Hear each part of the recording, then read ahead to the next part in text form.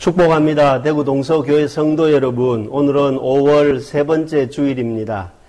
마가복음 1장 1절에서 8절 말씀을 가지고 인스턴트로 영혼 채우는 것을 줄이자, 인스턴트로 영혼 채우는 것을 줄이자라는 제목으로 함께 말씀을 묵상하려고 합니다. 마이클 폴란이라고 하는 사람이 쓴 책 가운데 요리를 욕망하다라는 내용에 보면 지금 현재 미국 사람들이 가정에서 하루 평균 식사를 준비하는 시간이 27분, 평균 27분이라고 합니다. 그 말은 뭘 의미하느냐 하면은 인스턴트 식품에 의존하고 일회용 식품에 의존하다 보니까 가정에서 요리하는 시간이 많이 단축되었다는 것을 말해주고 있습니다. 우리나라는 어떻습니까? 우리나라도 즉석식품, 또 즉석 요리, 배달 요리 이런 것들이 어느 순간부터 우리 주방에, 우리 가정에, 우리 식탁에 오르내리는 것이 자연스러워졌습니다. 젊은 세대들은 먹방이라 해서 유튜브 동영상을 통해서 먹는 그런 프로그램들이 굉장히 많습니다. 언제부터인가 요리사가 연예인 못지않은 인기 스타 자리에 올라와 있는 그런 방송이 우리 텔레비전 안방에서 자리를 차지하고 있습니다. 인스턴트 식품을 보통 산업적 요리라 그럽니다. 산업적 요리라. 인스턴트 요리가 건강에 유익을 주는 것이 아니라 우리 몸에 손해를 준다는 차원에서 저자는 이 책을 쓰고 있습니다. 산업적 요리, 인스턴트 요리를 만드는 기업에서는 물론 소비자를 위해서 편리하게 이 바쁜 세상에 유익을 주기도 하지만 기업에서는 설탕이나 또 지방 그리고 소금을 좀 더 가정에서보다는 더 많이 넣습니다. 그리고 어쩔 수 없이 유통기한을 늘리기 위해서 화학 재료를 부득불 쓸 수밖에 없습니다. 그러다 보니까 먹기는 좋은데 편리하게 이용은 하는데 우리 몸에는 비만이 점점 증가하는 현상이고 또 몸에는 만성 그러한 질병들이 차츰차츰 늘어가고 있는 것이 이 시대의 사람들의 현상입니다. 폴란은 말하기를 스크린 앞에서 삶을 낭비하지 말고 가정에서 가족들이 요리를 하라. 요리를 하면 복잡한 현대 산업 사회에서 해독제가 될 것이라 그럽니다. 아니 요리하는 시간은 시간도 뺏기는데 바쁜 세상에 무슨 해독제냐 이렇게 반문하실지 모르지만 이 폴란이라는 사람은 왜 우리가 요리를 하면 좋으냐라는 데 대해서 이렇게 이야기합니다. 요리를 하다 보면은 감각기관과 연결되기 때문에 만져야 되지요. 냄새 맡아야 되지요. 맛을 봐야 되지요. 그러면서 요리에 집중하고 요리하다 보면 거기에 신경을 쓰다 보니까 우리 마음에 우리 생활 속에 많이 쌓였던 스트레스 같은 것들이 해독할 수 있는 근심이 사라지기 때문에 가정에서 요리를 해먹는 쪽으로 강조하고 있는 책 가운데 하나이기도 합니다. 오늘 이 자리에 모인 저와 여러분은 어떻습니까? 여러분의 식탁은 어떻습니까? 우리의 입맛은 어떻습니까? 집밥, 엄마 밥이다라고 말하지만 또 즉석 요리에 맛과 매력이 없지 않아 있기는 있습니다. 여러분 음식에만 그럴까요? 우리가 영적으로도 보면 인스턴트 요리처럼 우리 신앙적으로도 인스턴트에 길들여져 가고 있는 우리의 모습이 아닌지 한번 돌이켜보는 시간이 되었으면 좋겠습니다. 저는 오늘 말씀을 통해서 먼저 함께 묵상할 것은 뭐냐면 오늘 본문 말씀 가운데 특별히 기록한 마가복음, 이 마가복음을 열면서 이 마가복음을 기록한 저자가 마가이기도 합니다. 그럼 이 마가는 어떤 사람인가 간략하게 말씀을 드리면 우리가 사도행전 13장을 통해서 보면 바나바와 바울이 선교하고 다닐 때에 그들 곁에서 함께 수행원으로 따라다녔던 사람이 마가였습니다. 이 세 사람을 가만 보면은 마가는 가정이 부자였어요. 사도행전에 보면 마가의 다락방이라 그러지요. 120명의 사람들이 모여서 맨날 며칠 숙박하고 먹고 지낼 수 있을 정도의 공간이었으니까 마가는 부자였다. 그런가 하면 바나바는 착할 선자 해서 바나바는 선한 마음을 가지고 온 착한 사람, 바나바는 선자였습니다. 그런가 하면 바울은 어떻습니까? 가말리엘 문화에서 공부를 많이 한 학자였습니다. 그야말로 바울과 바나바와 마가, 학자와 선자와 부자 이 세 사람이 초창기에 만났을 때는 그야말로 삼총사였습니다. 할렐루야. 삼총사는 좋은 관계잖아요. 어울리는 관계잖아요. 어디를 가도 함께 동행할 수 있는 멋진 관계잖아요. 그런 이 삼총사 관계가 사도행전 15장에 넘어가면 동력자인 바나바와 바울이 마가 때문에 의견이 충돌되는 현상이 일어납니다. 선교 여행을 하면서 마가가 부잣집에서 살다 보니까 선교 현장에 따라다녀 보니까 뭐 여러 가지 환경이나 또 먹는 거나 잠자리나 여러 모양으로 봤을 때 좀 불편함을 자꾸 느꼈다라고 보여집니다.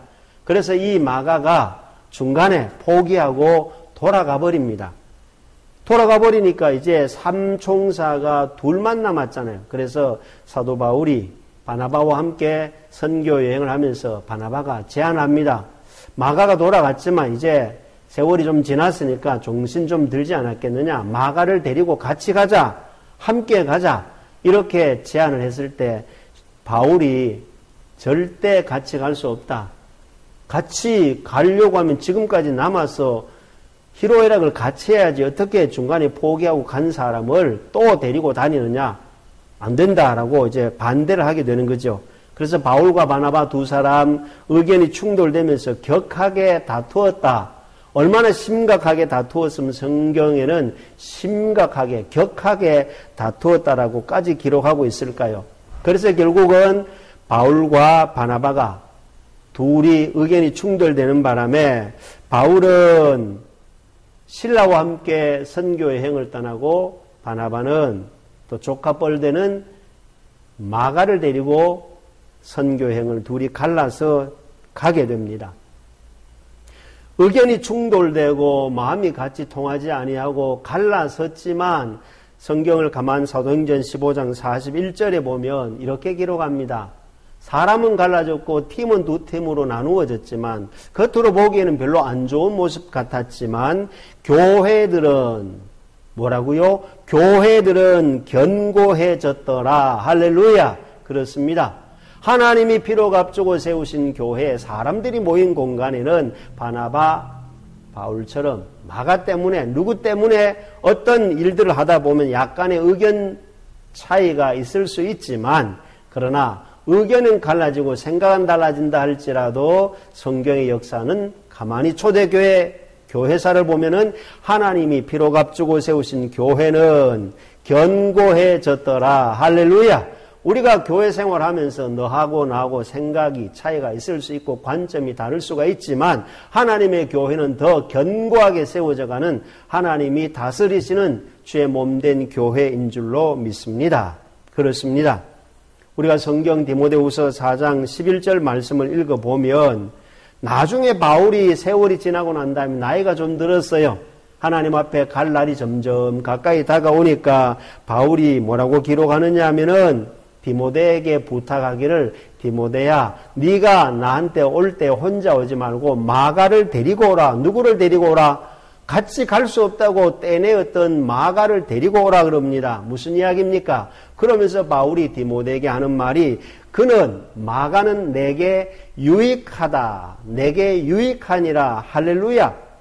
초창기에는 왠지 모르게 삼총사가 같이 함께 하다가 마가가 중간에 포기하고 돌아갔을 때는 바나바와 의견 충돌까지 이르면서 갈라섰다가 세월이 조금 더 지나고 나니까 이 바울이 마가를 내게 유익한 사람이니까 디모데 보고 반드시 데리고 오라 그렇게 이야기를 합니다. 사랑하는 성도 여러분, 그렇습니다. 우리가 인생을 살다 보면은 너랑 나랑 삼총사처럼 뗄래야 뗄 수 없는 아름다운 마치 벽과 도배지가 풀칠하면 벽지가 되어서 방안을 아름답게 꾸미는 것처럼 삼총사의 삶을 살다가 뜻하지 않는 사소한 일들로 말미암아 우리는 삼각관계가 될 때도 있습니다. 우리는 그 삼각관계로 끝날 것이 아니라 바울이 마가를 데리고 오라. 내게 유익하다. 다시 삼각관계에서 삼총사로 마음을 같이 하는 아름다운 일들이 일어났다는 것입니다. 오늘 본문은 가만히 보면 세례 요한과 예수님과 유대지방 사람들과 예루살렘 사람들이 삼각관계에 어쩌면 있었을 수도 있는데, 이들이 세례를 받음으로써, 뭘 받음으로써? 예수 그리스도를 영접하고 세례를 받으면서 이들이 삼위일조가 되어서 하나가 되는 장면을 보여줍니다.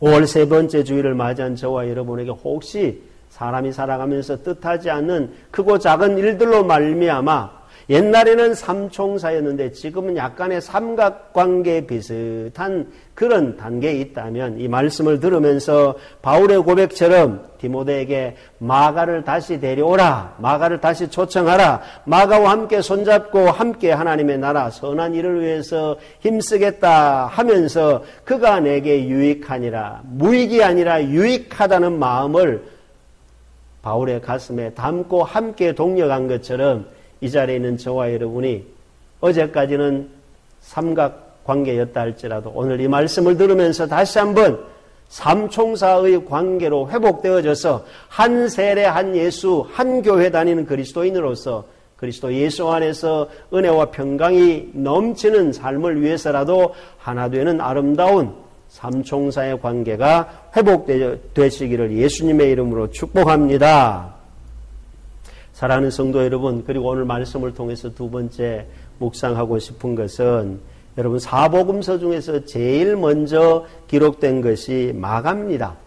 마가복음이 사복음서 중에서 제일 먼저 기록되었는데, 이 마가복음 가운데서도 16장까지 있지만 마가복음에서 척추와 같은 성경 구절이 있습니다. 우리 몸에 신체 기능이 많은 지체가 있지만 척추가 약하면 몸에 힘을 쓸 수 없거든요.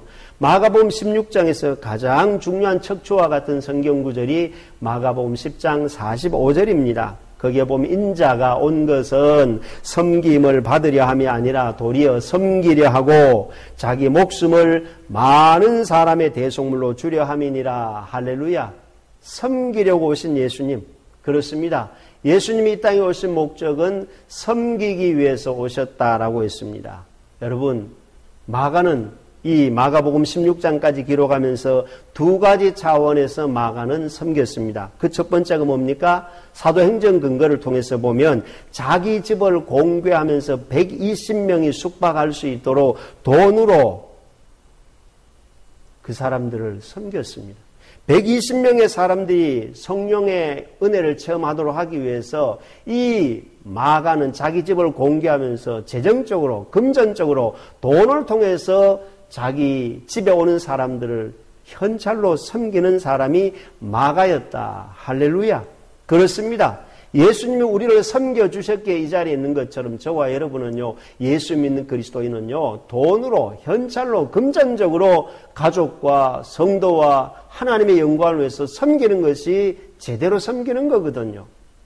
그리고 마가는요, 이미 말씀드린 대로 마가복음을 기록했잖아요. 그 말은 뭡니까? 마가는요, 손으로 섬긴 거예요. 글로 섬긴 거예요. 지식으로 섬긴 거예요.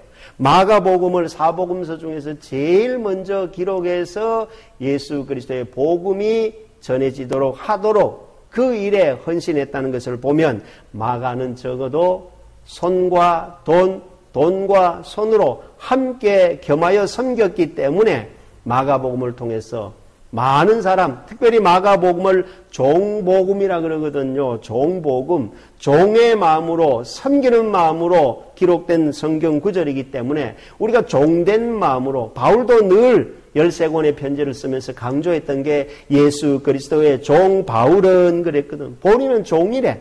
종은요, 적어도 몸으로 섬기는 거예요. 종은요, 더 나아가서는 물질로 섬기는 겁니다. 이것이 바로 진정한 섬김, 그것이 바로 예수 그리스도의 섬김이지요. 오늘 본문에 나오는 세례 요한도 세례를 주면서 손으로 섬기지요. 세례 요한이 메뚜기와 석청을 먹으면서 광야에서 생활하면서 많은 사람들을 섬기는 진정한 섬김은요, 예수님도 마가도, 오늘 우리가 그리스도인으로서 이 시대의 진정한 섬김은 무엇이냐?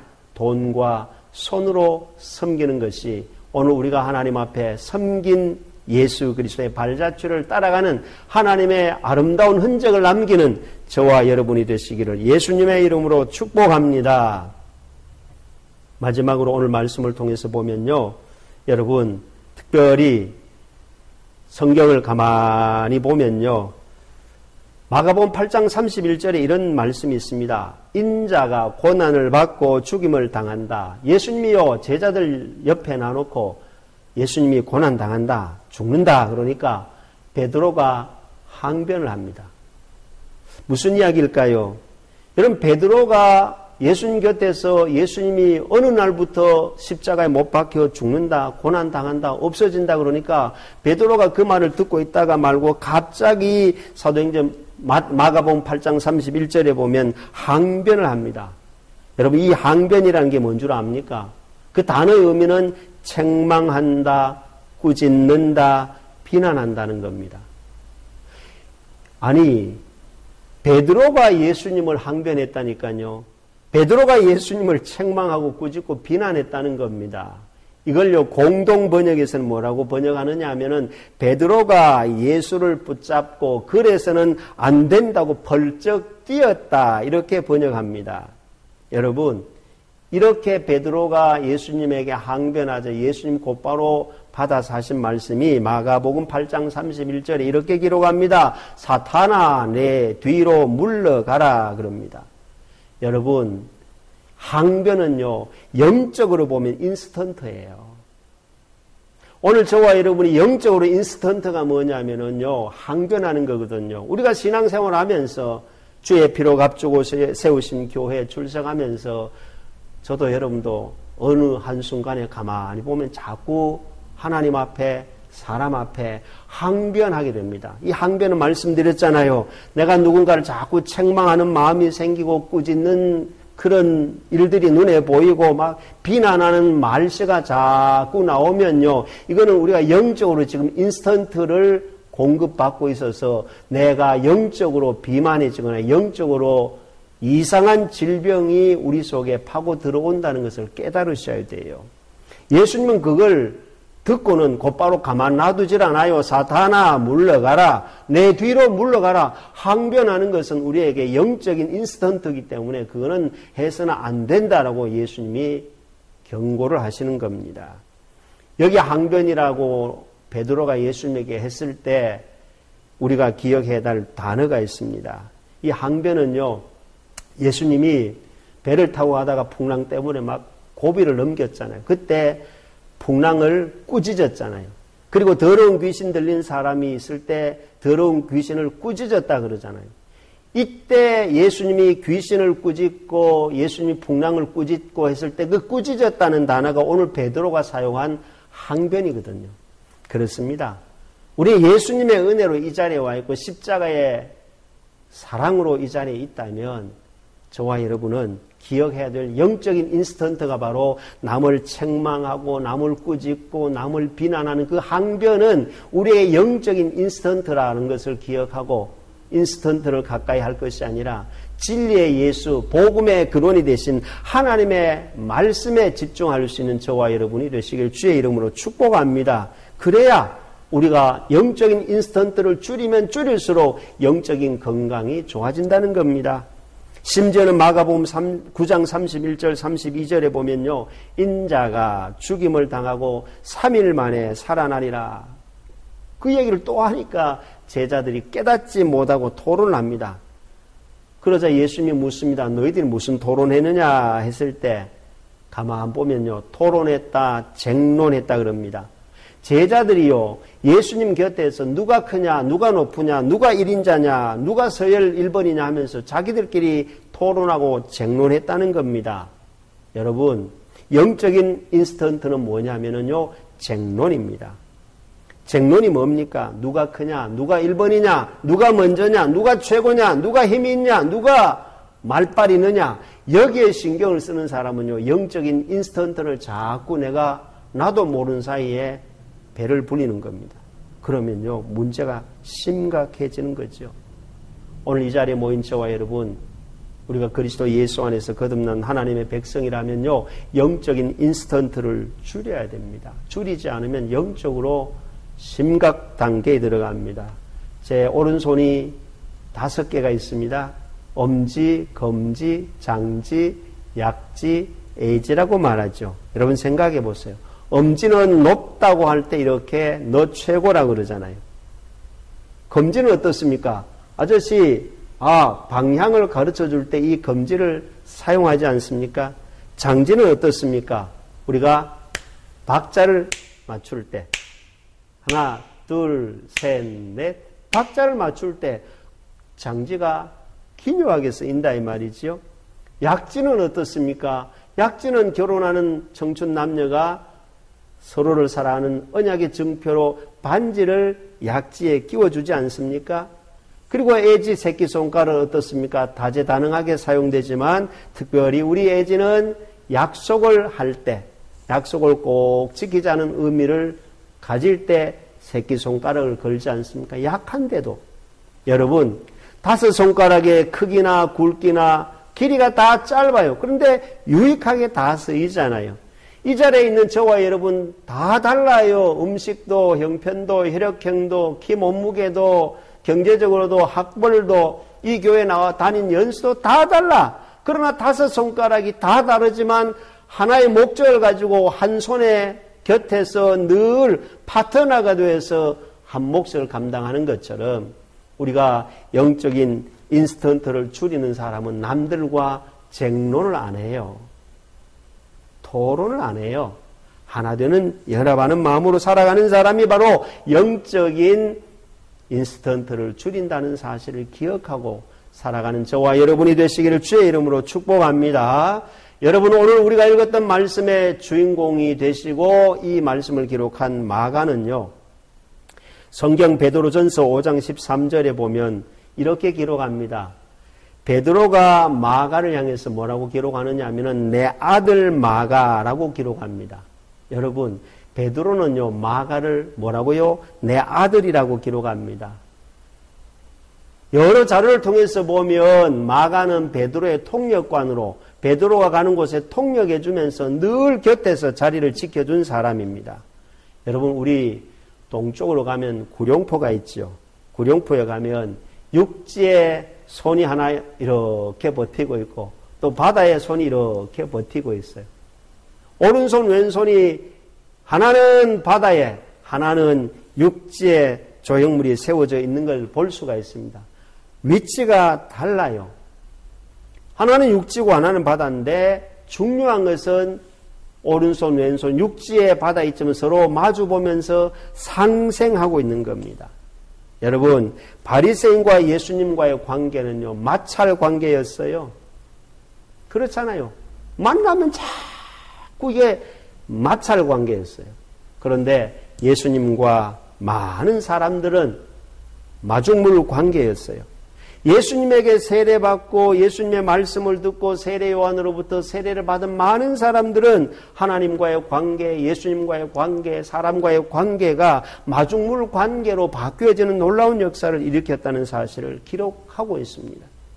여러분, 오늘 본문의 말씀을 통해서 사복음서 중에 처음 복음서가 되는 마가복음을 기록한 마가가 기록한 성경을 통해서 봤을 때 인자 예수님의 그 길을 이야기하면서 세례요한이 그 예수님의 길을 예비하면서 했던 사역이 있다면 다름이 아니라 바로 상생이었습니다. 베드로와 마가가 상생이었습니다.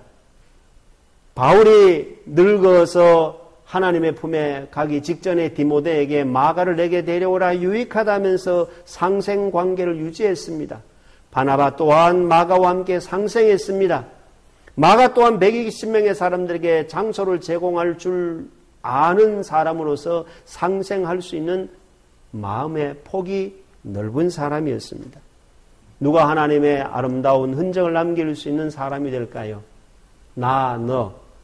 마찰 관계가 아니라 나, 너, 우리 함께 마중물 관계가 될 때에 우리는 생수를 퍼 올릴 수 있는 그런 하나님의 사람이 된다는 사실을 기억하고 이제 이후로 저도 여러분도 이 땅에 사는 날 동안 삼각관계가 아니라 삼총사의 관계로 우리가 예수님 오신 것은 섬김을 위해서 왔으니까 섬길 때 우리는 돈과 손으로 정말 그리스도 예수의 영광을 위해서 이 땅에 나를 통해서 많은 사람들을 살리는 그러한 섬김의 달란트를 잘 감당하여 쟁론과 이 땅에 살면서 저와 여러분이 항변을 통한 그런 인스턴트를 영적으로 줄이시고 우리의 남은 생에는 어디를 가든지 누구를 만나든지 남은 생에는 항상 그리스도 예수 안에서 한 세례 받은 저와 여러분이 상생 관계를 통해서 함께 더불어 살아갈 수 있는 하나님 나라의 확장을 위해서 전진할 수 있는 저와 여러분 되시기를 예수님의 이름으로 축복합니다.